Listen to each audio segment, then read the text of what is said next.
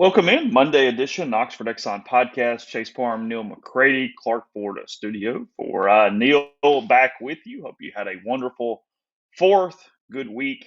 Had a little content for you. I know Neal did a Minding My Money, Rippy with several podcasts, Brian and I with one Oxford Exxon podcast that kind of served as a bit of a draft preview and more. But now back on a full schedule for the week. Good to be with you. So again, hope you are hanging out with us, whether it be the stream or the podcast, as you do wherever you find this podcast every day that you listen. And we appreciate you for that. Podcast brought to you every day by the Oxford Exxon Highway 6 West in Oxford. Lunch specials, $5.69, couple sides, any size fountain drink, bread of your choice there. Also, you can get your donuts in Brookhaven and Clinton, those two locations. Again, spreading across the state. They're going to be in all of them eventually, but right now, Brookhaven and Clinton for those homemade donuts every morning. Ribs here locally in Oxford and all over the state. Maybe use Blue Sky for your 4th of July. Catering for the food on the holiday. And any day that you just want some ribs, you can do that with the Oxford Exxon. Again, coming to you from the Clark Ford studio. We are Clark Ford's in Amory, Mississippi. 662-257-1900 is that number. Call it. Ask for Corey Clark. Tell Corey what Ford product you're looking for. He'll send you a quote within 15 minutes in business hours. It's right to the bottom line. There's no hassle. There's no haggle. You get your quote. The rest is up to you. You can shop that quote around. You can do what I've done, what I recommend that you do, and that's hop into a Clark Ford today. 662-257-1900. Guest join on the myperfectfranchise.net hotline. If you're a displaced corporate executive, you're wanting to put your career in your own hands, maybe you're an experienced entrepreneur looking to diversify, Andy Ludicky can help. He owns multiple franchises and businesses, uses his expertise to help others find their American dream through a very thorough and free consultation process. So call Andy, put your life and your career in your own hands. It's 100% free. You've got nothing to lose. Find your perfect franchise at myperfectfranchise.net. Or call Andy, 404-973-9901.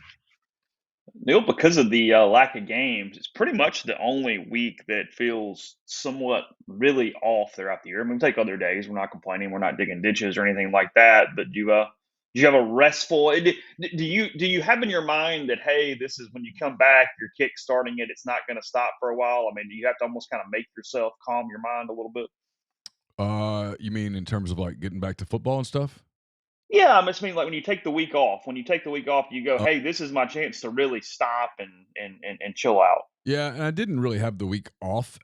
We didn't podcast, but I still had to Yeah, work. sure. I still had to follow some recruiting stuff, and I was on the road a little bit moving stuff. So, but yeah, I mean, I needed a mental break. I these are the 2 weeks in July that really nothing's going on other than I know there's the draft and there's the NBA Summer League and Major League Baseball and stuff. But for what we do and the people that we cover, this is when they go on vacation. Mhm. And we're sort of idiots if we grind through those 2 weeks. Like it's a dumb thing to do. I mean, I've done it, so I know it's doable, but it's sort of stupid because on the backside of that, like SEC Media Days starts a week from today. Monday. I'll be in Nashville a week from today, working on that, and then you come back from that, and it's dead for about a week, and then you get the little recruiting thing, and then it's dead for a few days, and then boom. And when the boom hits, the part that people, Here we go.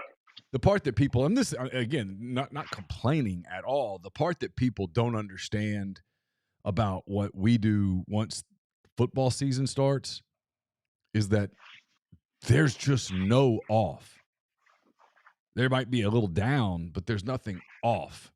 And you can plan for, hey, I'm going to take Friday off. And that's sort of what we try to do is plan so that Friday is sort of a catch your breath day. But there's a lot of Fridays that the phone rings with something at 8 a.m. and you're chasing that all day long. So and then basketball starts to pop up and it covers into football and recruiting, and then the basketball goes, and then here comes baseball in spring, and it's if you bowl games are on Christmas break. There's no guarantee that you're about to piss off everybody on Thanksgiving night. I mean, or Thanksgiving weekend. I mean, it's a lot of stuff there. Not to bring bad things up for people, but like it was a work trip. It was fun, and it was a work trip, and the goal of it was to try to sell something to a giant potential corporate partner. That was the reason for where we went. And Ole Miss had the audacity to get a couple of commitments on that 24 to 36 hours that I was mostly traveling. And there was just this meltdown of where's the coverage of the 3-star offensive lineman from Louisiana that just committed? Where is it? And in fact, someone said, you were wrong to take a vacation right now. I was like, holy cow. That was like, 6 days before Christmas? I mean, people, it's a different deal, man. You know that. Some of that is also, and I love you guys. I wish there were thousands and thousands more of you. It's also indicative of what the mood is of the athletic fan base at the time. You know what I mean? Willingness for things just to be chill is dependent on winning and losing in a lot of ways. But I don't know. That was an interesting 48 hours in Idaho. I'll say that. There was a part of me that looked at Idaho and said, you know what? It's not so bad. I might just stay here. What's the Boise State rival site situation? What y'all got going on with the Bronx? Is it weird that they, had we done this realignment 20 years ago, Boise State and Fresno would have been teams absolutely in the middle of it to potentially get into Power 5 leagues. Not that much has changed with Boise, especially, and it's not even like a tinker's dam of a thought at this point. Yeah. Having been to both places, I just don't know that the markets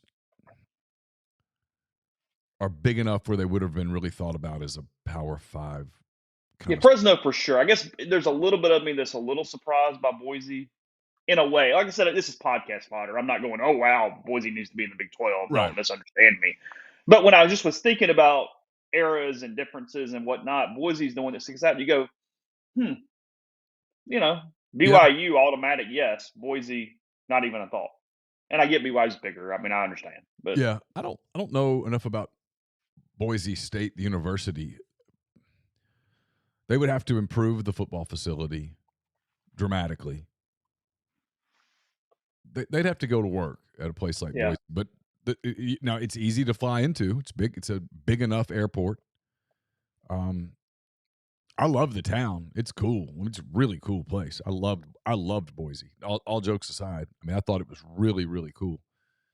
But yeah, I mean, back when they were dominating, perhaps. So start with football. I mean, we can talk some draft stuff, but frankly, we're in a little bit of a middle spot with the draft because by the time most people listen, more rounds are going to have happened. So we run into that problem a little bit when it's not live radio or anything like that. But you and I put this on the board. I guess you technically sent it to me, God, more than a week ago. Brett McMurphy. He tweets out the teams that would be favored in the most individual games for the 2023 football season was the way that it was phrased. And we know Vegas has Ole Miss over under 7.5, 8, depending on the book or whatever you would like to find for said prediction. But you found this fascinating. I found this pretty fascinating, and I'll try to find the tweet once I set you up. You start talking for a second, but Ole Miss on a game-by-game basis favored in 10 football games. If they were doing it just straight futures, one game at a time. And I find that fascinating on a couple levels. Number one, you and I, neither one are going to predict 10-2 for Ole Miss this season when we do predictions. We're probably not going to predict 9-3. So there's that's a disconnect. Vegas in general for the season, the over-under is not at 10-2, not at 9-3. I guess I was thinking about it. I was doing a little bit of show prep this morning and kind of running it through my mind. And I think it's fascinating from a depth standpoint because what that tells me is you're not sure about Ole Miss's depth, that one injury can change a lot of stuff, that they don't know what this defense is definitely going to be, and that there is the personnel for Ole Miss in these vacuum situations to win 10 football games and be favored in 10 football games. And, you don't necessarily like Auburn in year one under Hugh, and A&M's been a train wreck, and that's in Oxford, and you can easily talk your way into these things. But when you play the season out, it's Ole Miss having to prove itself from a depth standpoint and from simply hey, go play well and be consistent and win the games you're supposed to win and don't have something like what happened in Fayetteville last year. So I did 10 weekend thoughts yesterday. Actually, I pretty much did them on Saturday. It poured down rain in Oxford, and I came up here and had the Cubs and Yankees on, and I just started working on it. And I always find best case, worst case to be a pretty effective tool. Not really for sports. It applies to sports, but it applies to sort of life too. I wrote this. I can be a bit of a fatalist. Something goes wrong, and I'm like, okay, here it goes. Everything's about to fall apart. That's just kind of my nature. Someone calls and says, hey, you got a minute to talk? I expect bad. I expect something bad. That's me. And so one of the tools that I work on is, okay, if you're going to allow yourself mentally to go down the worst case scenario, you have to turn around and then go, okay, well, what would the best case be? And then usually the truth is in the middle. Almost always the truth is in the middle. And so I did that with Ole Miss football along the lines of what we had talked about. Because if you do just futures bets today, what games are you confident that Ole Miss will lose? I'm confident Ole Miss will lose at Georgia. If you made me bet today, someone comes in and goes, hey, you got to put $1,000 on Ole Miss at Georgia.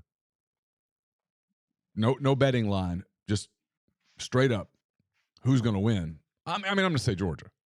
100 Yeah, times. I mean, look, when you're doing the difficulty meter on Ole Miss's season, it's not even a question on what's number one. It's Georgia with a bullet. Yeah, it's at Georgia. They've lost one game in 2 years. They've won 2 national titles. They recruit at a different level than anybody else in the country right now, including Alabama. Yeah, I go Georgia. Sure, that's a loss. Okay, that's one. All right. At Alabama. Okay, I think Alabama's down a click. There's no Bryce Young. He's the starting quarterback for the Carolina Panthers now. He was the difference last year in the game in Oxford. But the game's in Tuscaloosa. They don't lose a bunch. Ole Miss doesn't win there a bunch. And so if you put $1,000 and go, you got to bet $1,000 either on Ole Miss or Alabama. Okay, I'm going to take Alabama. Period. Easy.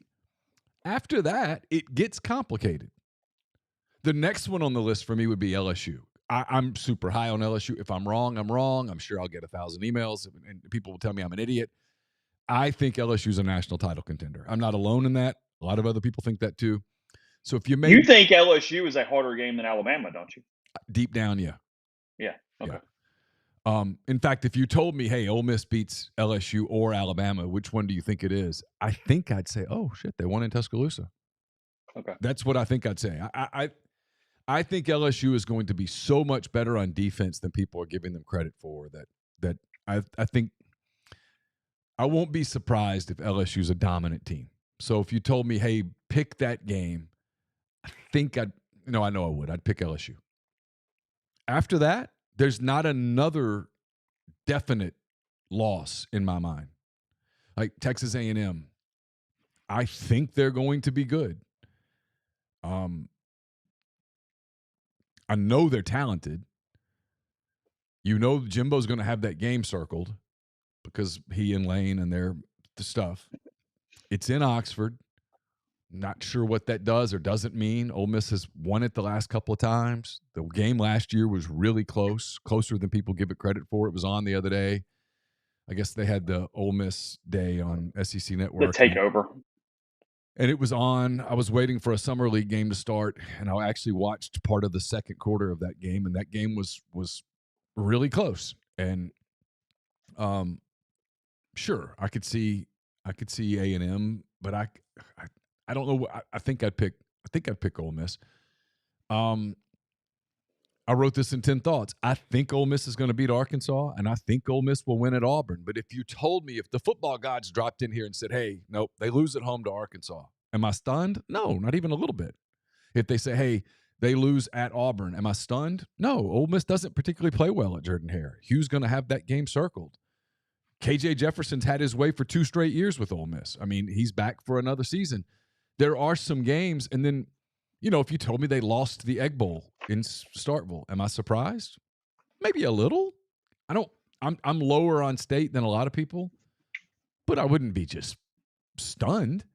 And so there's a lot of ifs in that. And so the odds of all of those ifs going one way or the other, meaning they lose all those games or they win all those games, pretty low.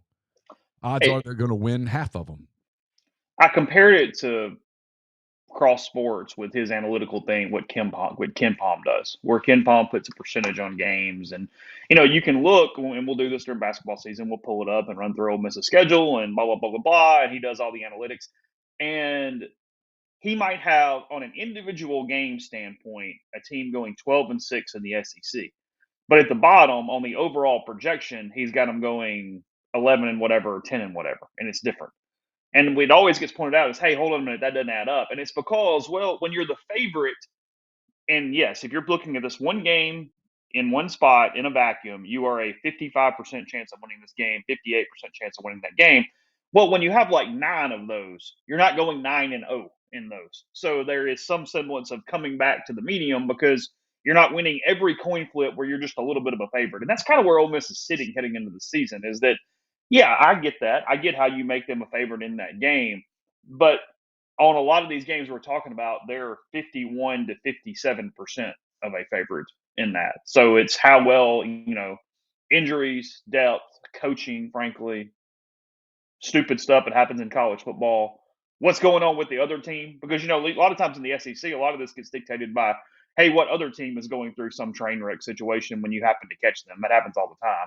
And it's a very weird, unsettled West. To see Sammy saying that he was watching something where an NFL analyst thought that there was a possibility the West champ was 8-3. And that would add up. They had 12 games, but you get the point where the champ has multiple losses. It's a 6-2 kind of deal when a team gets to Atlanta. It's not that just set deal where it's Alabama or it's whatever and it's Georgia and they're going to be 11-0 or 12-0 and run into this Titan matchup. That's not where we're at right Yeah, I mean, now. Ole Miss could beat Alabama. Auburn could beat Ole Miss. Ole Miss could beat LSU. You know what I mean? It's just this could be what some team? hodgepodge mess. What team in the SEC West are you confident saying they'll suck? I do not believe any team in the SEC West sucks, if that is the definition of what we're talking about. Yeah, there's no And Vanderbilt. when I say sucks, I think it is possible that everybody in the SEC wins at least. Nobody's 0 or 1 wins in the SEC, and that 2-win team is probably still an asshole to somebody along the way. Yeah, I mean, the teams that people put at the bottom of the division typically right now this year, going into media days, like we'll do the vote next week. And I always try to, for whatever reason, when I go, I try to take my vote somewhat seriously because I don't want. I'd always see the guy that like would pick Vanderbilt to win the league, or back when like there were some years that Ole Miss was really bad, and I guess it was Glenn Waddle went and he Yeah. picked Ole Miss to win, and it was like, okay, but that's not really the point of this exercise. People are saying Auburn and Mississippi State are at the bottom of the league, and maybe they are. I don't know. I could make a case for both of those teams being at least average. Easy. No problem at all. I mean, super simple. Hugh Freeze is a good coach. He's typically a really good first-year coach. Their first year, they're going to be motivated. He's going to do all that stuff. It's going to be fresh. The stuff that's going to be tiresome there in year 5 won't be tiresome in year 1. Mississippi State's got a veteran quarterback who's played a lot of football, and they've got some talent there. Their schedule's doable in spots. People put Arkansas typically 5th, and again, KJ Jefferson's back for another season. If there were no Quinshon Judkins in the league, people would talk about Raheem Sanders as one of the best running backs in the country. In fact, I put this in 10 thoughts. There was a list, I guess it was CBS or somebody, did top 10 running backs in the country, and it was Blake Corum and then Quinshon Judkins, and then there's Raheem Sanders at number 3. Mm-hmm. He's back. They had some injuries and some close losses last year. If you told me that Arkansas was a good team, would I buy it? Sure. We talked about Ole Miss. You talk about Texas A&M. If you told me Texas A&M's a really good team, I'd buy it. If you told me Alabama's Alabama again, I'd still buy it. And I think, listen, I think LSU could win 11 games. Thought exercise here from Grind. If you had to bet $1,000 on who finishes 2nd and 3rd in the West, who are you betting on? I think I would bet on. I think I would bet Alabama at 2. I think I'm picking LSU to win the West, and I would have to really sit there. I would contemplate Ole Miss and A&M at 3.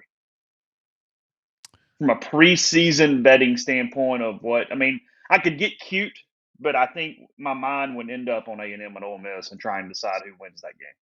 I think I'd go with Alabama at 2 and A&M at 3, but I'd have to think about Ole Miss and I'd have to think about Arkansas. And with both of those teams, I would have the same question. You brought in so many new guys on defense. You have new defensive coordinators. What is your culture? What is your chemistry? Where are you in terms of installation? Where are you in terms of comfort? Those kinds of things. Those would be the two teams that I'd think a lot about. But I'd probably go A&M because I know I'm going to be wrong. Again, they're just so freaking talented that you keep waiting. No, you're betting at some point that matters because it typically matters. Yeah. I mean, at some point, that is what it gets there. Oh, hot take on the stream. Arkansas has the best backfield in the country with KJ and Rocket. Yeah, I just don't know enough about the country. It's a really I think offensively they're going to be really good. In many ways, the system they're going to run, I think, fits Jefferson better than what Bryles tried to do. Bryles got cute a lot, and it hurt them some last year. Ole Miss, Texas A&M, Tennessee all have a lot of continuity on the offensive line. Ole Miss is, I think, only Tennessee has more offensive line continuity coming back, which I think is important.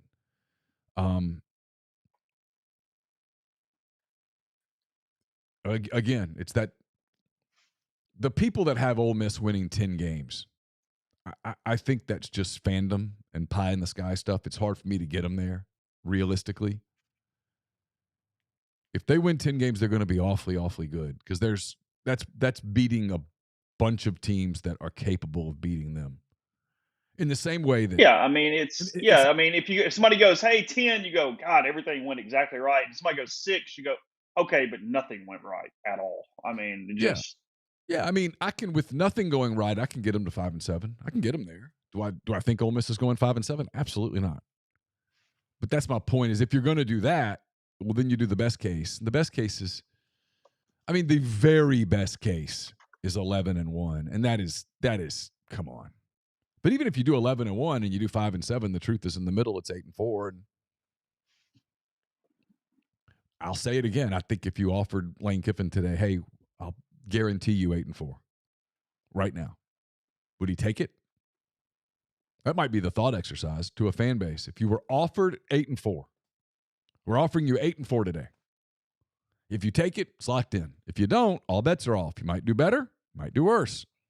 Would you take 8 and 4 this season, given the schedule that Ole Miss has? And I don't know the answer to that. I'm not a fan. I'm not emotional about it. I think I don't know Kiffin, but having covered Kiffin, I think he'd say, no, I'll roll the dice.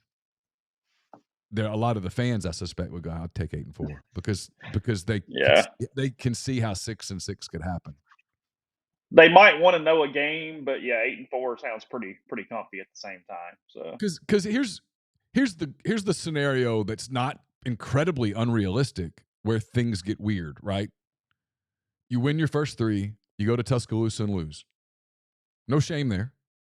You come back and let's say LSU is as good as I think LSU is, as other people think LSU is, and you lose to LSU. You put a lot into that game. You play that game. You lose it.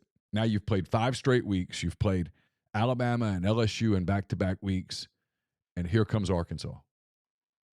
And you're not quite ready for it. They are. They physically get you because you're a little beat. That game's been a tough game for Ole Miss the last 3 years.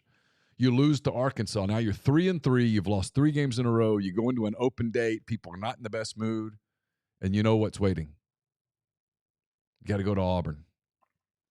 And all the stuff that comes with that game. And that's where it gets weird, right? I mean, if you're 3 and 3 and you go to Auburn and it gets weird and you're 3 and 4, you're going to have a really hard time getting 8 and 4 now because you still got to go to Georgia. You still got to play Texas A&M. You still got to go to Mississippi State. That's the portion of the schedule to me that is absolutely the most fascinating. It's a no-brainer. It's that homestand against LSU and Arkansas. Yeah, I found Brett McMurphy's tweet. I'll go over that, and I got one more thought on that as well. Before I do that, I tell you about Heavenly Sunshine Property Services. They take the opportunity to remind you about the importance of taking care of your outdoor living spaces. Regular maintenance is key to preserving the beauty and integrity of your home or business. And one of the most effective ways is through power washing. Some of the key benefits include curb appeal, damage prevention, creating a healthier environment. Also saves you time and money. They've been serving the Mid South and Oxford for over 4 decades. The full service commercial and residential property maintenance includes power washing, soft wash roof cleaning, facade cleaning, and window cleaning. Don't wait until it's too late. Contact them today and get a cleaner outdoor living space. HeavenlySunshine.com, 662-342-1203. You get a free estimate and use the code MPW10 for a 10% discount. Our next partner is Athletic Greens. I drink AG1 by Athletic Greens literally every day. I gave AG1 a try because I wanted better gut health, sustained energy, immune system support, and I just really don't like taking those big pills. I drink AG1 every morning. I love knowing I'm doing something good for my body, giving my body the nutrition it craves, and covering my nutritional bases. Covering my nutritional basis for the day literally couldn't be easier, which is why I trust Athletic Greens. I just mix one small scoop of AG1 with water, drink it first thing each morning, done. I also like that it costs less than $3 a day. It's pretty good if you ask me. It's a really effective daily habit with the highest quality sourced ingredients. It's a win-win. If a comprehensive solution is what you need for your supplement routine, then Athletic Greens is giving you a free 1-year supply of vitamin D and 5 free travel packs with your first purchase. Just go to athleticgreens.com/MPW. That's athleticgreens.com/MPW. Check it out. We're brought to you by Lake Hill Motors in Corinth, Mississippi. Check out their zero-turn Bobcat mowers. They have a complete line of mowers ranging from the entry-level residential ZT2000 with a cutting speed of 7 miles per hour to top-of-the-line commercial ZT7000 with a mowing speed of 13 miles per hour. All Bobcat mowers come with the trademarked Tough Deck cutting system, heavy gauge fabricated steel for durability and improved vacuum lift, providing a reliable, perfectly manicured finish every time. The Bobcat is priced below MSRP, comes with a 3-year warranty, and currently Bobcat is offering 0% financing for 60 months or up to $2,000 cash discounts for cash purchases or financing at regular rates. Get $100 off if you mention you heard about it on the podcast. Contact Michael McCullough in Corinth at 662-871-6918 or visit him in person at 2003 Highway 72 East Annex there in Corinth. The College Corner is your one-stop Rebel Shop. They've got 2 locations in the Jackson area. In Ridgeland, it's next to Fleet Feet. In Flowood, it's next to Half Shell. If you don't live in Jackson, go to collegecornerstore.com. Plus, you can find them on Facebook and Instagram with the largest selection of Rebel gear in Central Mississippi. Don't forget, we'll be telling you a lot about this in the coming weeks, but they've got a location coming to Oxford very soon in the Oxford Commons area. We'll have a live show from there sometime in August, so be looking for that as well. Podcast also brought to you by Prime Shrimp, primeshrimp.com. 7 different flavors available for you. Everything from the signature and the New Orleans style barbecue to the full meals in a bag. That's the French Quarter Alfredo, the garlic herb butter, the lemon cracked pepper. A lot of options for you. They even have the Simply Shrimp that you season yourself. If you need somebody with a little more discerning palate, let them flavor it. They can do that with Simply Shrimp. If they're in a Rouse's close by, you can grab Prime Shrimp there. But we're going to help you out. Get it delivered straight to your door, 10 minutes, freezer to plate. Restaurant quality shrimp. Use code RG, buy 5 pouches or more. Again, that's code RG. Buy 5, 25% off RG with primeshrimp.com. So, and we've talked about this and we'll mention it a lot, but I think it still goes without saying that schedule is difficult in 2 ways. It's difficult in overall games. Again, it's Ole Miss's schedule last year, except you're taking Kentucky, throwing them out, and adding in Georgia. That's obviously a net negative from a win-loss standpoint. Yeah, of course. Analysis you get here on the MPW Digital Network. But second of that is that 3-game swing that can do one of 2 things. It can send you into the stratosphere if you go 2-1 and you only have 1 loss through Arkansas. Everything's right in front of you. You're looking at it in pretty good shape right there. You only lose once to Alabama or LSU or Arkansas. I mean, obviously undefeated, but let's keep it within context right now. And you do that, and everybody's bought in, and everybody's engaged, and you're going to go to Auburn, and you're going to be pumped up and ready to go, and you're probably going to kick them in the teeth, and you're in good shape, and injuries and all that stuff. Well, the other side is kind of what happened last year a little bit, even though it was later in the year. But early in the year, it's what I've always wondered is when you have so many transfers, and we talk about the gelling of a team and getting those transfers just with your returners and that melding that happens when that needs to occur, is the buy-in has got to be so high with transfers who play big roles and you lose games early. It's can they stick with it? Are they with you? Or is there the sweat equity necessary at that point for them to go, hey, no, look, 9-3 is still there. That's a big deal. Let's run this thing. Or do they come in and go, hey, this is not what I signed up for. Alabama or LSU is going to win the West, blah, blah, blah. Does it become more of an individual team game?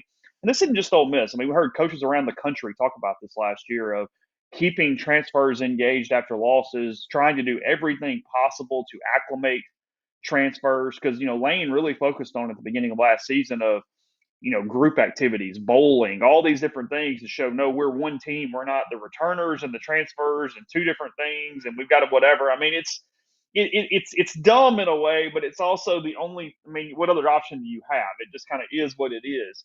Sometimes, And no, I think that the schedule's fascinating from that sometimes standpoint. I mean, what? Go ahead. sometimes the after school activities backfire. I mean, sometimes things get ugly at the bowling alleys. Oh, Hypothetically. I forgot. Yeah. No, it's hard. I mean, if you go back and listen to several coaches, and I think this will be a topic at media days next week. Several coaches in the league talked about it being problematic. I remember Stoops hinted at it.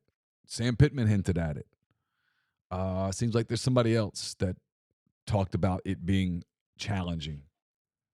South Carolina, maybe at times. Lane talked about it a lot. I remember that being one of the things that stuck out last year, kind of throughout preseason camp, was he'd walk into that room not wanting to talk to local guys and immediately talk about that was on his mind. He just walked off the practice field, and what was on his mind was chemistry, culture, just stuff. And then they won a bunch of games. They won that Kentucky game that was super hyped for weeks because it was kind of that we obviously knew it was going to be this big test, and it was. And we thought it would be a really close game, most of us, and it was. And it comes down to kind of that one play, and they survived it, for lack of a better word. And then we kind of forgot about that because they jumped up in the polls and there was all that stuff. And you go back and you remember they didn't play great, especially in the second half against Auburn. And that game kind of felt funny, and they trailed Vanderbilt at the half, and they ended up winning it big. But there were hints. And then they went to LSU. And once something kind of went wrong with LSU, that thing just sort of spiraled on them. And from that point forward, the season was a challenge. They won at A&M in large part because A&M couldn't stop the run. And then they played that Alabama game, and you know the rest after that. I mean, to your point, and to my point from earlier, that's the part of football seasons that you can't predict is it's real easy to look at one game in a vacuum and go, okay, well, everybody's healthy in week 10. Everybody's healthy. They're healthy. Here's who wins. Well, it's not going to work like that. There will be injuries. There's going to be stuff. And then there's momentum. And predicting the momentum positively and negatively is almost impossible. And look, depending on how those first few games go, Lane's got to coach differently. He lets Alabama take wind out of his sails every year, or has so far. I know it's just a couple times. I get the sample size is small, but there's no doubt that once the West is over or Alabama is a loss, Lane has been a bit different. So I think even for him, it's hey, if you win these, then okay, it's not a problem. Everybody likes the winning and the good, and that's no issue. You're all golden in that way. But depending on what games it is you lose or what the losses look like, there's no doubt that even a coaching staff has to go into it with a certain mentality. It's where it's where he's so focused on pro mindset, but it can get to him as a human sometimes. It's not a criticism because anybody's like this. You've got that one thing or whatever, but I think that's probably a maturation for him is getting past this Alabama being blown up as a bigger deal than everybody else because he wants Saban so badly. And it's early in the season this year. What is it like? Week 4? Yeah, which over that emphasizes what we're talking about because you can't let that dictate what's coming after it because it's everybody. Yeah, well, it's LSU and Arkansas. When you know, I mean, so if you go over there and win, for example, I mean, you can't allow that to be a 4-day celebration because you'll be in trouble. And if you lose, it can't be 4 days of mourning. I mean, you've got to get over that game one way or the other because LSU is next. And then after that, Arkansas's next. And it's a beast. You can lose 2 games in one night or one day. I've seen it happen to multiple coaches. So this McMurphy tweet that we started with, that was the premise for the conversation we're currently having.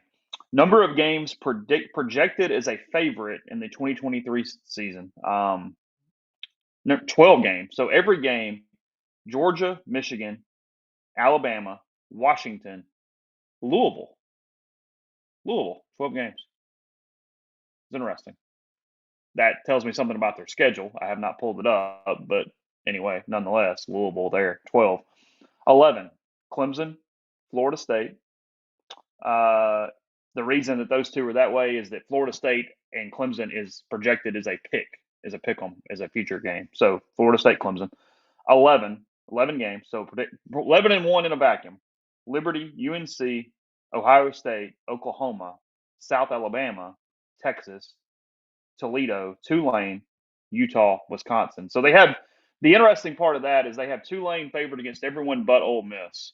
And that means Tulane is a favorite against South Al in week 1, which I think is going to be a really, really good football game. Me too. The week before Ole Miss heads down there and plays. Then 10 games. Sorry. Yeah. Utah, Wisconsin finishing out the 11 games. 10 games, as we mentioned, Air Force, Baylor, Boise, Coastal, Maryland. That's an interesting number. Navy, Ole Miss, Oregon, Troy, and Western Kentucky. SEC schools at 9, LSU, Kentucky at 9 games in that group at 9. That means LSU is not favored against Alabama, Ole Miss, and somebody else. I don't know what their schedule is. I'll have to pull it up. I pulled up Louisville's schedule because I was super curious. Louisville plays at Georgia Tech, Murray State at home, at Indiana, Boston College at home, at NC State, Notre Dame at home, at Pitt, Duke at home, Virginia Tech at home, Virginia at home, at Miami, at home against Kentucky. How are they favored? It's not a hard schedule. It's not a hard schedule, but you're right. I don't understand. Yeah. Yeah, who's their quarterback?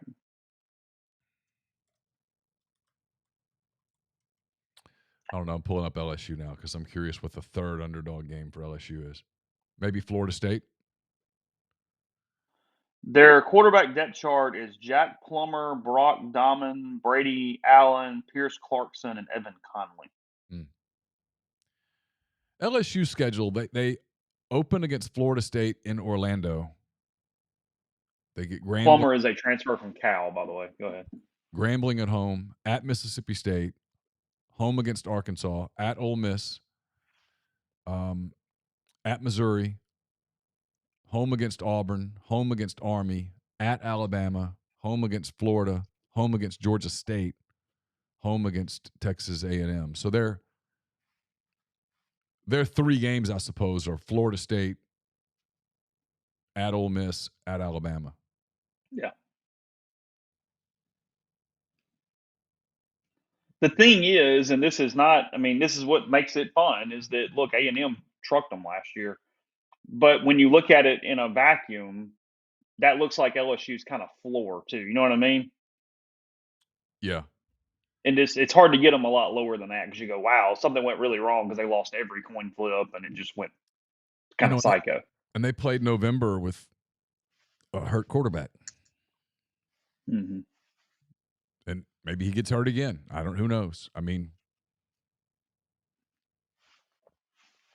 That's the part you can't predict, right? I mean, Alabama looked really fallible when Bryce Young went down last year. Arkansas lost KJ Jefferson for a couple weeks and looked just awful. I mean, I don't know how you so you can't predict. So when you say, okay, well, I'm going to do this for the season, you're going to say, okay, well, to do this exercise, Jaden Daniels is healthy the whole year. Yeah, of course. KJ Jefferson's healthy the whole year. But those are two guys that run the ball a lot. What happens? One of them gets banged up.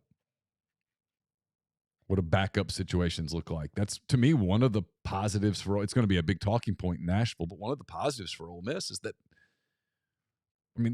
80% of the teams around the country, if you go, okay, you lose your quarterback in week 2, what happens? Well, the season falls apart. For Ole Miss, if you lose your quarterback in week 2, you have another quarterback. Oh, that's true.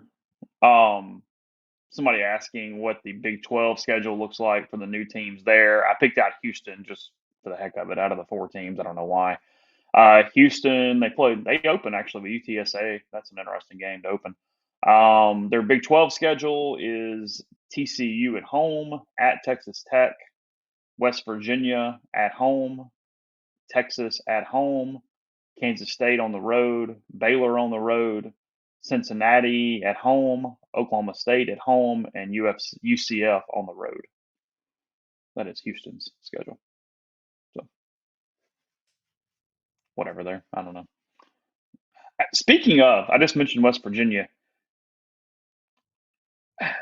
Huggins saying that he didn't actually resign and he wants his job back. I know it's just for contractual reasons, and I get that it's obviously buyout related in some way because there's no chance he's coaching at West Virginia this season in men's basketball. But it was the absolute human, real reality personification. I had multiple people send me this GIF of the Seinfeld thing where George just says, "No, what are you talking about? Not fired, not leaving." Like this many weeks later, and we go, "Hey, by the way," Turney sends a letter, goes, "He didn't actually quit. What are y'all talking about?" No. He's just gonna head in. What's the problem? I don't get it. So it's impossible. It beats me. Bizarre. Totally bizarre. Neal Brown sitting there going, "Y'all want to fire me? I didn't do anything." Yeah, oh God. What kind of look did AK get there?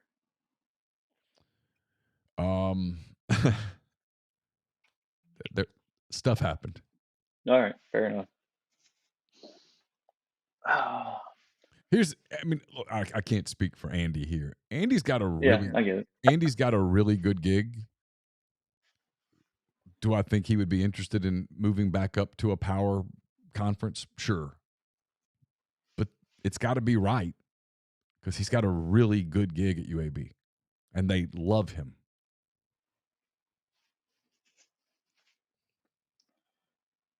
I ran a poll because I was just curious. Would you take 8-4 this season? 71% of the respondents said yes, they would take 8-4. It's about right. That's about where I would have predicted that had you told me to guess. Also tells you I think we have a pretty rational, logical listener base for the most part. Because, if you're rolling the dice on 10-2, you're the guy that at blackjack table at 17 is saying, "Hit me." You could get the 20, but it could go over easy. It's how much gambling you'd want to do. This is the interesting take on a positive for Mississippi State. I find this is worth doing from a balance standpoint. Hunter in the thread says State goes 8-4 last year. They return more starters in the 2 deep than anyone in the conference, and they trade Georgia for South Carolina on the schedule. Hard to see them finishing below 5th in the West. And sometimes in this league, that gets you there.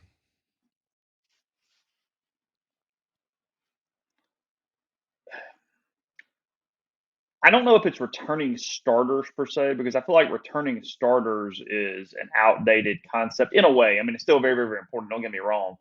But you can, with the portal, mix and match in different ways. I do think we haven't figured out exactly how to calculate workable, usable depth with our predictions, and I think that matters more than, frankly, anything else. So,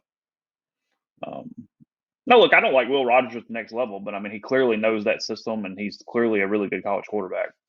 It's Yeah, not a negative that they have Will Rogers back at all. too many people do that stuff about, well, he's not going to be a good NFL quarterback. So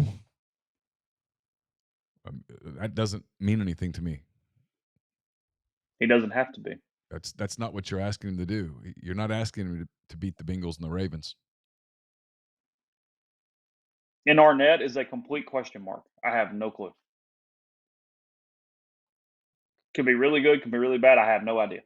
I'm going into that just clean slate and going, I don't know what you are as a program manager, as a coach, as a whatever. I have no idea. But that makes me be a little more negative on them because I don't know. I feel like I have some handle on everyone else in the division on what they're getting from a head coach. When I don't know, I'm just going to slide you down and I'll figure it out later. Yeah. I was making sure we weren't having a Wi-Fi problem in case you're wondering if I look a little distracted. Yeah, it skipped there for a minute, but it came back. So I didn't know if we got moved over to the other system or what happened there. I'm not sure, honestly. Even at this moment, I'm not particularly positive. Maybe. I think we're good. I think we're okay, though. Yeah, we seem good. There's no problem there. Okay. I haven't read it all the way through, so just the Cliff Notes version here before we go to break. Northwestern going to fire Pat Fitzgerald over this? What's going on? So the story, when it first popped, it's really damning. Like, how does that happen? How does the culture inside your program get to that place? How did that many people stay complicit with that? And then there's a part of me that always, when that stuff pops and I see the same people immediately break out the whipping, like Dan Wilkins and tough, they go racing to the fire and brimstone. I'm like, well, hold up. Is it possible that this is Duke lacrosse again? Mm-hmm. That this is a disgruntled person or two? But sort of as the days have gone on, there's more, it's a student newspaper broke the story. That's one of the top journalism schools in the country. Yeah. But still, it's a student newspaper. So you have to go, okay, well, hold up.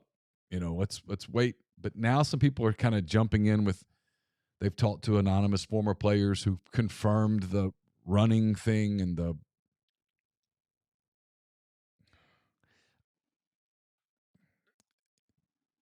there's a part of me that's like, I just don't believe this because you're telling me that college football players good enough to play in the Big Ten will allow themselves to be humiliated like that in those settings. Yeah. And then you hear about hazing stuff on campuses all the time, right? If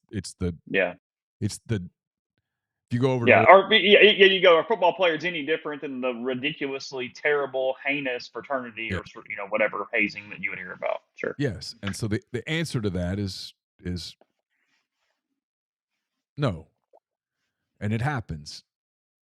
I mean, if you were to go over to Ole Miss right now and talk to the people in the Panhellenic whatever offices, they would tell you, what's your biggest fear? What's the thing that stresses you out the most? Hazing.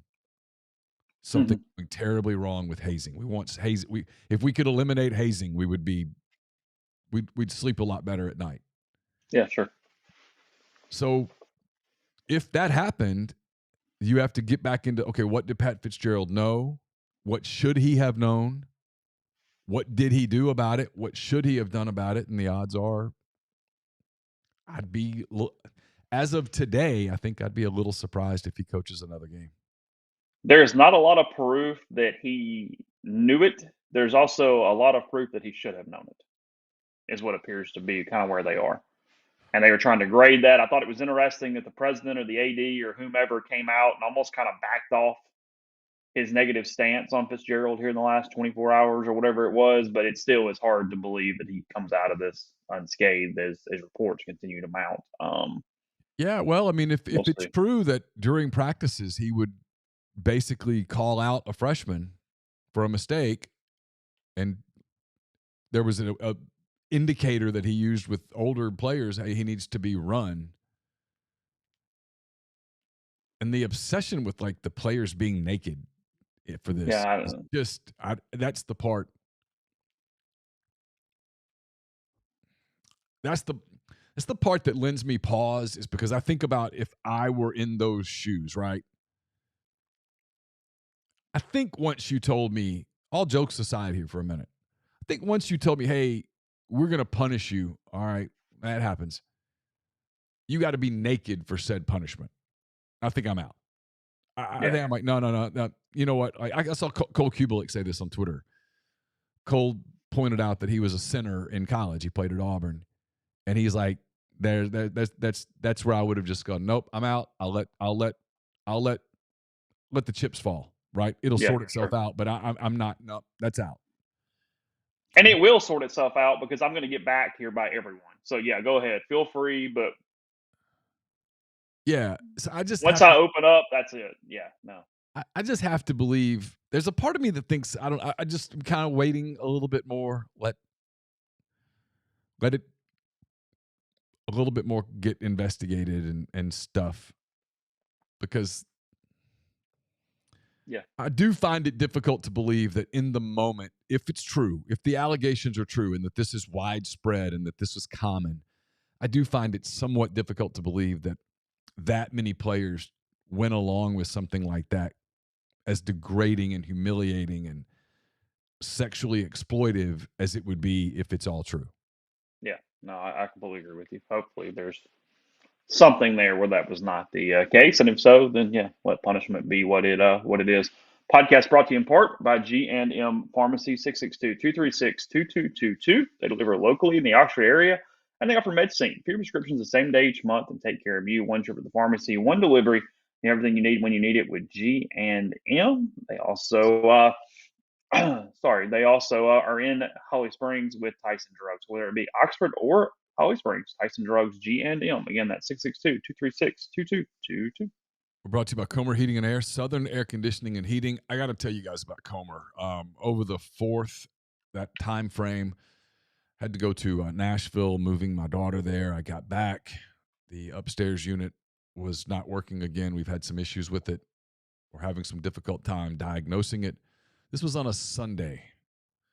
I called and just said, hey, can I get a little relief here? The answer was yes. On a Sunday afternoon, Comer came out, knew we probably had a problem, put some Freon in the system, came back out the next day, diagnosed the problem. Literally on the morning of the 4th of July, they were replacing a coil in my upstairs air conditioning unit. You don't get that service most anywhere else.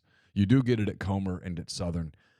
Different names, same great people, products, and services. If you live in Oxford, Batesville, Tupelo, call Comer 662-801-1777. If you live in Hernando, Memphis, or the surrounding area, call the people at Southern 662-429-4429. Speaking of Nashville, A-Stock is a Nashville-based online retail company with the mission to provide customers the power to name their price. All items start at $1.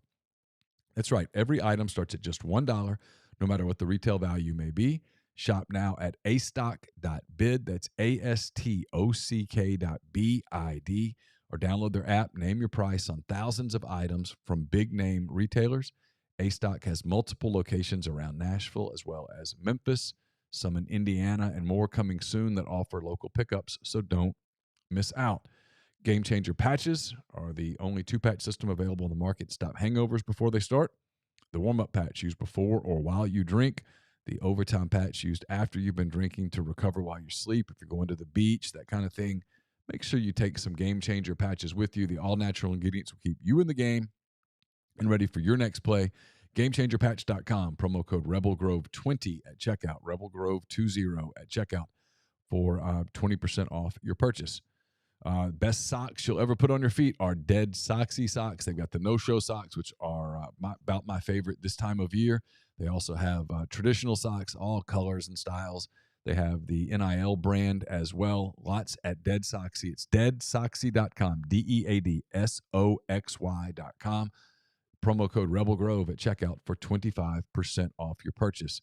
Chase mentioned Mind on My Money. That came out on Friday. We'll have another one on Thursday of this week. It's brought to you by Pinnacle.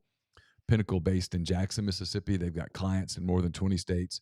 They've got analyst in multiple states as well. They provide detailed, specialized investment management, financial planning, retirement planning for individuals and businesses, and much, much more. It's mypinwealth.com, MYPINN wealth.com. So let's see. Baseball draft. It is yesterday, today, and tomorrow. Just a quick reminder: the first 2 rounds were last night. Rounds 3 through 10 are today, and then 11 through 20 tomorrow to finish it out. Ole Miss still a ways away from knowing exactly what their roster will look like from a draft situation. So yesterday, Jacob Gonzalez, as expected, goes in the first round. The 3rd highest pick ever for Ole Miss, the highest shortstop ever taken by Ole Miss, 15th overall to the Chicago White Sox is where he ended up. There's been some buzz as high as 5, but that feels about right. 10 to 17 was sort of where most people had him pegged that were not running mock drafts and just had some ideas of clubs and whatnot with him. His slot value, I don't know if he is expected to get it full or because the quick primer there, there is a slot amount assigned to every pick in the first 10 rounds of the draft.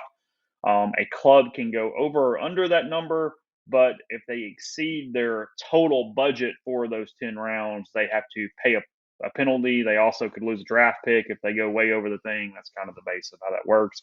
The pick that is 15th overall, the White Sox had $4.48 million is the number on that one there with Gonzalez at 15. So he has gone to my guy who came in, hit from day one. He was D1 Baseball National Freshman of the Year 2 years ago. Clearly the shortstop on Ole Miss's national championship team in 2022, and then had a really good year. It was not a great year, especially as offense continued to get better in the SEC here in 2023, but nothing to lower his stock for the most part. Teams love his demeanor, his attitude. He's very, very even keel. We kind of playfully made fun of it. Of course, it was 3 years in Oxford, but the pro teams like the fact that he really doesn't get too high, too low for anything going on there with him. And then Kemp Alderman going to the Marlins in the second round. Good spot for him. Not overly surprising.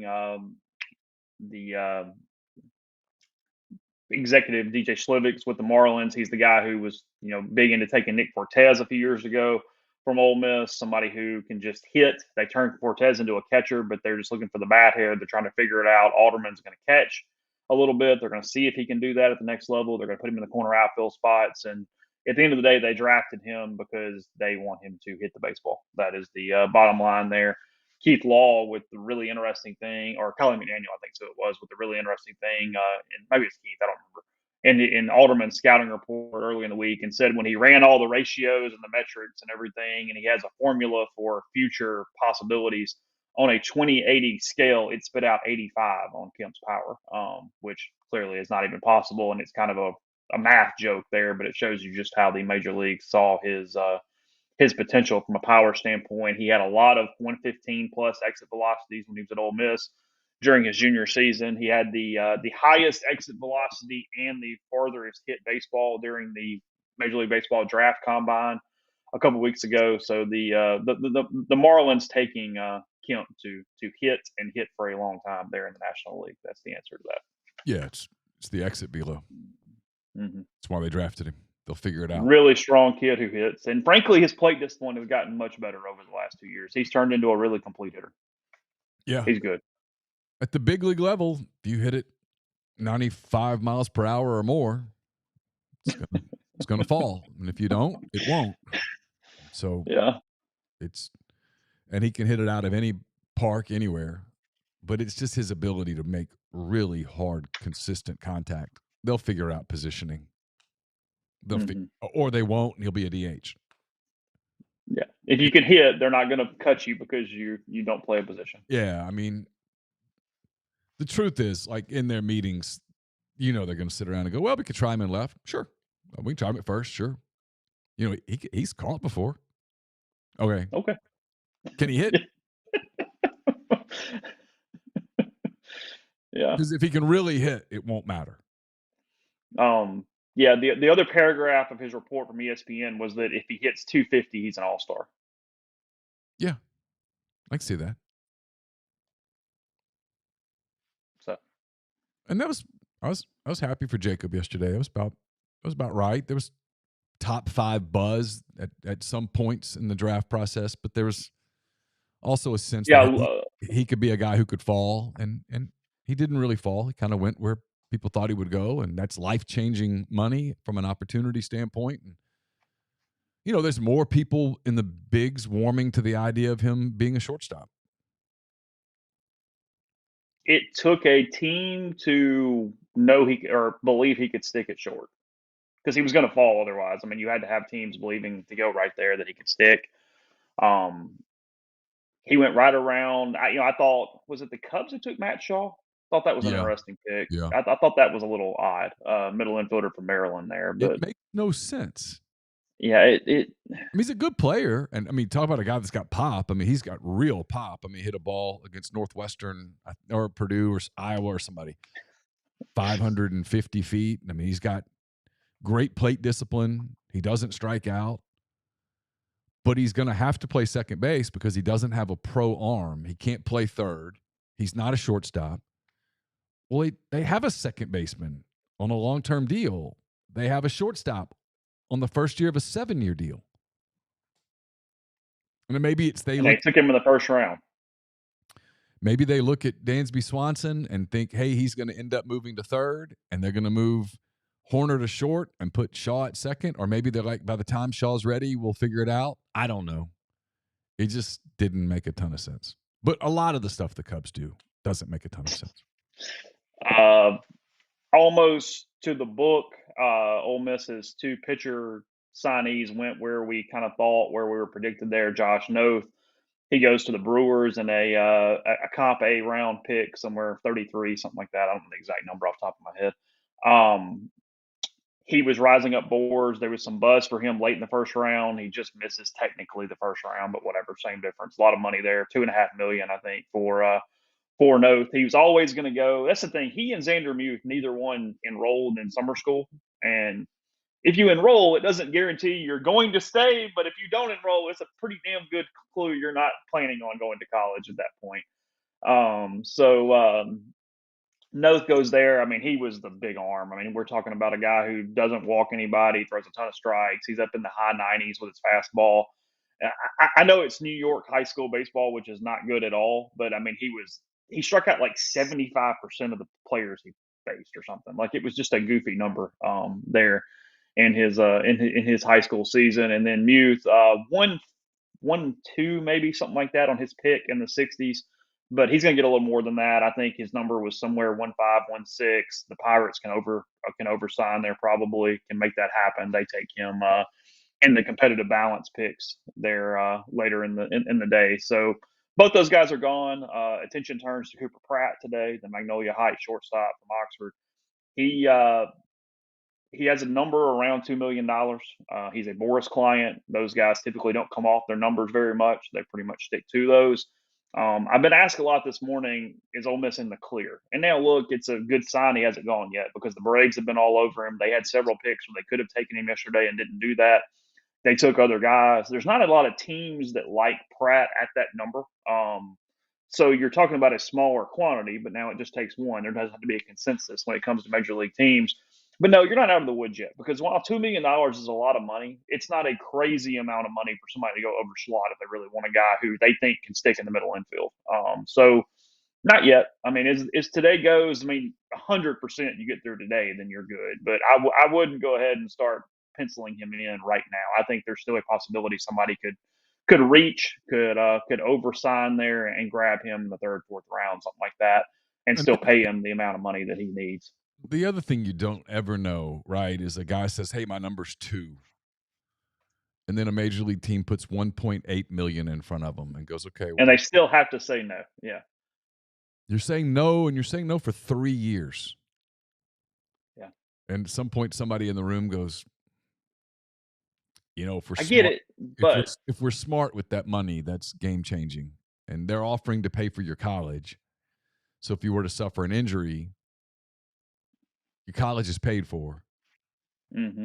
The money's there. Just depends.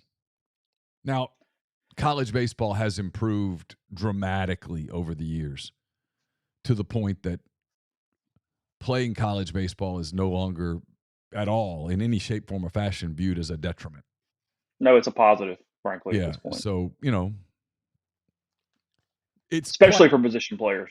Especially for position players. For pitchers, it's kind of all over the place, but they've gotten much better about it, the college coaches, with the pitching until June. June's kind of the crazy time, but frankly, the college pitchers that get hurt, the injuries happened when they were teenagers. I don't know. He's very likely to fall in that mix where he's got a really hard decision to make. And like you said, if he gets through today, what it probably tells you is that some phone calls got made and he said no. Yeah, it's always exactly what. Because, somebody's going to call him today and go, hey, I've got this. You interested? Because why not? Make the call and see what he says. So, no, he's still going to be by his phone today. He didn't turn it off now that the second round is gone. He's going to see what comes for the day. And it's, I keep getting asked why our team's in a mix on him. He is very talented. He is very, very good. They don't know what his overall ceiling is. He has been very well coached. He is a kid who is very fundamental. He blew up last fall because they had TrackMan on him in a bunch of tournaments, and he doesn't swing anything out of the zone. He makes every play he's supposed to make. He is incredibly fundamental for his age. But they don't see that twitchy freak athlete that a lot of times gets the $2 to $5 million and everybody blows up about. So they don't know where he is on his maturation process. Is this close to a ceiling and he's maximized, or, hey, no, this is just a really good baseball player that's going to adapt and get older and get bigger and faster and stronger and all those things. And some clubs like the Braves completely go, nope, he can stick and he's great. And some clubs go, yeah, we're just not seeing the athletic ability that we necessarily want to see in this move. So yeah, that's kind of where they are with Pratt. This high in the draft. You see, it's so funny in that not late first, but the compensatory picks and you see teams take swings. Go for a big arm that, it might be kind of wild, but if we channel it, it throws 100. And if we don't, we don't. But that's you're like, you see the dice rolled. And so for a guy like Pratt, who doesn't have that, like you talked about, that twitchy stuff where they're like, oh man, if you see that in the NBA a lot, the safe picks are in the second round. You see a lot of teams go, hey, we're going to go ceiling on this kid, because if he grows into that body and develops a jump shot, he's a superstar. And if he doesn't, he can't play, and we'll move on. I will say at some point, Cooper Pratt probably went, you know what? I feel pretty good about my future, because if I'm getting graded by everyone, the Braves or the Rays saying they like me, I feel a little better today. I go, you know what? Okay. Sure. We can play with that. You know what I mean? Like, sure. If a player is being drafted by a team today and being developed, I would think that the Braves would be in the top 5 choices they would want to be drafted and developed by at this point. Yeah. So no question. Tampa, Atlanta, for sure. Arizona, teams that have proven to be really good at evaluations. And then some teams that seem to have there's a reason teams suck. Yep. Some are not run well. This is true. That was not a personal bit toward the Cubbies there. Yeah, like the Cubs took Jackson Wiggins. It's a great example. I wasn't even thinking about that at the time, but they did. They took Wiggins in the compensatory rounds, and he's coming off of Tommy John. Throws 100. You've seen it. He throws it.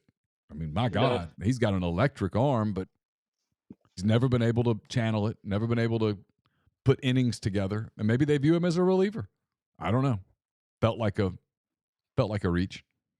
Dave Van Horn, I don't mean this maybe, literally had people that were supposed to tell him if he tried to leave him in past a certain number of batters.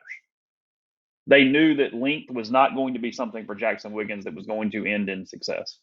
Yeah. So, he was that guy. You'd watch him for a game, and he'd come out and start, and in the first inning, you're like, that dude, they're not touching him today. He was electric. Look, 12, 13 pitches, 98, 99, 100 miles an hour, just blowing hitters away, and then come out in the second inning, and he walked 4 people. Just threw it all over the place. He was Nuke LaLoosh. And then past today, free agent deals are still going to take a couple days to get done. I assume the number is fairly large after talking to him the other day. I think that Ole Miss, as long as they get through today, is probably okay on Xavier Rivas, but I have no idea. I'm not sourced on that past just having a conversation with him where he was pretty coy with me about it, as is his right. That is not a negative in any way. But it appears that he has at least a decent amount of money that he's looking for to sign. So Ole Miss is in better shape there than maybe I would have thought a month ago on getting Rivas back to Ole Miss here for this next season. I still believe Jack Doherty is very much a candidate to sign a free agent contract. I think he's ready to begin his next step, whatever that step is. And then I heard a good bit of optimism around Ethan Groff, so we'll see where that comes to. But again, once the draft is over, we still got about a day of free agent stuff, seeing what pops from that standpoint. So just keep a heads up there as we move forward. Podcast brought to you in part by Northeast Spark, NESPARC, service people across rural communities. 2 packages, the Ignite, the 100 Mbps, or the Blaze, the 1 gig that powers the Clark Ford studio. Your hometown team bringing you world-class broadband. That's nespark.com, 662-238-3159. Phone service, portal controls, network security, and much more. So we get the best internet in Lafayette County. Again, that's 662-238-3159. We're brought to you by John Edwards, Regency Travel Incorporated in Memphis. John's part of Virtuoso. It's a worldwide network of travel partners that allow him to supply his clients with added values, unique benefits simply not available to other travelers. Just get in touch with him. Give him some parameters. Give him a budget. He's going to give you options that you're not going to find on your own. 901-494-3387 or send him an email, jedwards@regencytravel.net. First-time clients can save $50 off their first booked trip just by telling John you heard about Regency Travel on the podcast. If you are headed to Oxford looking for a place to enjoy a nice evening, recommend OPA right there on the square. It's a perfect place for fabulous food, craft libations, also great for events, company dinners, festive party events.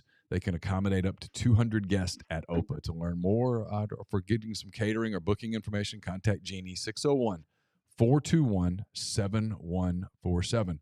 We're also brought to you by Service Specialist Staffing and Recruiting Agency. They've been connecting great job opportunities to candidates since 1967.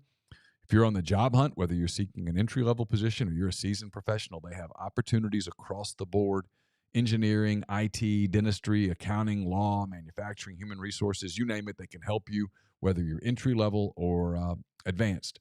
Just get in touch with them. It's always free for the candidates. So call Will, Sydney, or Kelsey at 662-832-5138. Or check out their new and improved website, servicespecialistltd.com. Get the beautiful and healthy smile you deserve at Corinth Dental. Dr. Bubba McQueen, Dr. Jenny Beth Hendrick are devoted to restoring and enhancing the natural beauty of your smile using conservative, state-of-the-art procedures that will result in a beautiful, long-lasting smile. From routine checkups to advanced treatment, including implants and Invisalign, Corinth Dental's here to help you achieve your smile goals. Schedule your appointment today and take the first step toward a better version of yourself. It's corinthdental.com. And we're brought to you by Southern Traditions Farm. It's a 68-acre, 32-stall upscale equestrian training and boarding facility in Canton, Mississippi. 2 sand rings, a grass ring, miles of wooded trails. A lot offered at Southern Traditions. Horseback riding offerings from beginner lessons to buying your first horse and competing at nationally recognized competitions. Also a great venue for events and those type things as well. Get in touch with them on Facebook or Instagram at Southern Traditions Farm. Are you surprised Skeens at 1? Maybe a little, not a lot. I'd like to know the rumor, and you would probably know more about this than I would, but I was talking to some baseball people over the weekend, just kind of in passing, and the rumor was Pittsburgh was reaching out to find out who might be willing to go under slot slightly, so that they could use that money later in the draft. Skeens doesn't seem like the type that would go under slot, but I don't know whether he agreed to that because he wanted to be number 1 or whether he thought Pittsburgh was a good fit. There's a lot of unknowns, right? That makes it hard to answer that. Like, what did going number 1 mean to him? Did he want to avoid Washington or something like that. I don't know the answers to any of that. But no, not surprised. I mean, he's a dominant arm. Yeah. I would have Mentioned taken Cruz. I would have taken Dylan Cruz number one. I absolutely would have taken Cruz, but I get it. Yeah, as long as I could sign him, I would have too. 100%. There's no doubt about that. Langford ends up falling to 4, so that made a franchise happy there. She'd been happy with any of those 3. Oh yeah. Tigers going Max Clark with their first pick, the high school kid. And the rumor I've heard, Chase, is that it was Max Clark who Pittsburgh really thought about going number 1. Mm-hmm. And you could have signed him for a little less money probably than what's coming here as you look at that. My guess. He must be one hell of a player. If you're taking him in front of Wyatt Langford, you got some there's some cats in that room that are like, no. This Clark kid, guys, I'm putting my career on it. This Clark kid's can't miss. Because you are putting your career on it when Wyatt Langford goes and wins 2 MVPs, and you go, "Oh my God!" and like, "Oh God." That's so. I mean, hey, no one can say they have no guts there, for lack of a word. Yeah. Josh Mallett's also a free agent possibility. I don't know there. I keep forgetting about him, honestly, because he didn't pitch, and it's been kind of out of my mind a little bit. Nothing against him. I don't know. From a scouting standpoint, you're talking about a guy who had Tommy John, hasn't pitched in a year. He's got a plus slider and a below average fastball. So what does that mean for a club? I don't know. It will not be a monetary decision. It will just be whether or not he wants to come back to school and do another year, or he wants to move on with his life at this point. There's no wrong answer, but that's what that decision is for Mallett's at this point for sure. So I don't know. You want today's trivia question? Sure. Okay. On April 8th, 2024. Okay. Okay. So almost a year away. Plane tickets from LA to Mazatlan, Mexico were sold out. A Hilton Garden Inn in Texarkana, Texas is charging $743 for a room with 2 queen beds. A Comfort Inn and Suites in Plattsburgh, New York is charging $559 for a similar room. And the Drury Inn in Carbondale, Illinois is 99% full. Why? April 8th of next year. 2024. Yep.